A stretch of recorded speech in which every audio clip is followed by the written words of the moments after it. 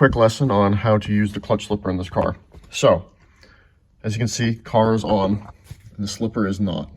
The slipper won't even turn on until you turn on boost, because that's when we know we're ready to party.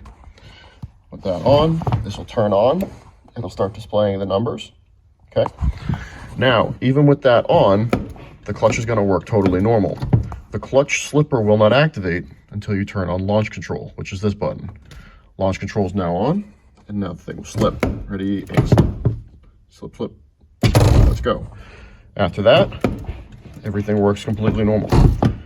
Need to do it again. Launch control is going to turn off. We're going to turn it back on.